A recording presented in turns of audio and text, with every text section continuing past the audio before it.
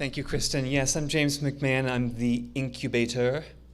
I wish I had a better Arnold Schwarzenegger impression. I really do, for so many reasons. I'm so grateful to be with you today. I'm grateful to be with this incredible group of innovators. And I'm grateful to be on this panel that is inspired by the Pope's encyclical. And I'll tell you why. Because I wouldn't be standing here right now without that encyclical. So let me just tell you that story as a way of explaining why and how we inspire innovation for resilient prosperity, and why you should perhaps care. The story begins in Asheville, North Carolina, where I live. It's a little tourist town in the mountains, and we have our main economy as craft beer, as far as I can tell, banjo music, and climate data. We have 25 petabytes of climate data sitting in one of those buildings downtown. It's NOAA's National Climatic Data Center. So as I was sitting on my front porch reading the encyclical, I realized that the problem is well enough defined. I was working for the National Climatic Data Center at the time. And we were basically spending a lot of time and a lot of taxpayer dollars refining our understanding of exactly how screwed we are. And I realized while reading the Pope's encyclical on my porch that I need to be in the solution space. The solutions are not only clear, as we've heard for the past day and a half, but for the most part, they're well known. We just need to do them much better, faster, cheaper, and sexier. So yeah, that's what I took away from the Pope's encyclical, sexier. So why did we form the Collider? What happened there was NOAA's National Climatic Data Center is located in the town. That was because 25 years ago, a decision was made to locate the National Weather Records Center in our town.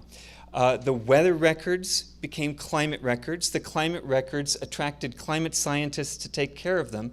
And then we noticed that the climate scientists were forming their own businesses. They were forming consultancies, tool development companies, applied research institutes. So we created a center of gravity to give them a physical home to collide. You can see that, as you say,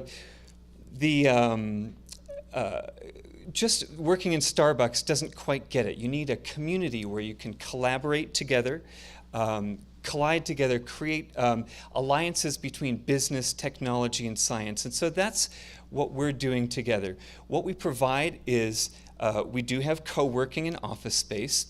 We also create events there. We have about 15 events every single month. They are things like climate and health, climate and agriculture, climate and energy utilities, of course, because we're in Asheville, climate and beer.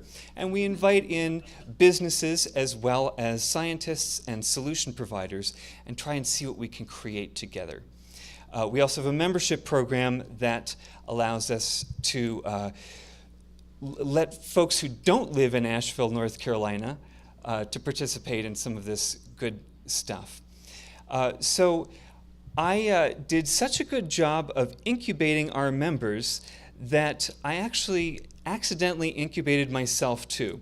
So I'm actually here today as a board member and an evangelist of the Collider, but as of literally Monday, I'm striking out on my own with a bunch of friends from the climate community as well as colleagues around the nation to address some of the problems, frankly, that we were talking about this morning with how do you take all that petabytes of data, tens of thousands of science papers, and influence the billions of dollars of decisions that are being made now that should be made using that data and isn't.